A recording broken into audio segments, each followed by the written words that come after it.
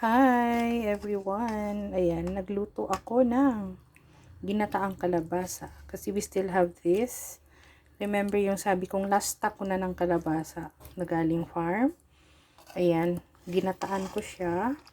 But, ang nilagay ko lang na gulay is talong and malunggay. And, ayan, hipon. Konti lang yan na hipon, 10 piraso, 80 pesos. So, this is really a budgeted, parang pasok siya sa budget natin. So, hindi na ako nagsitaw kasi super expensive ang sitaw. Kaya, hawak ko na siya.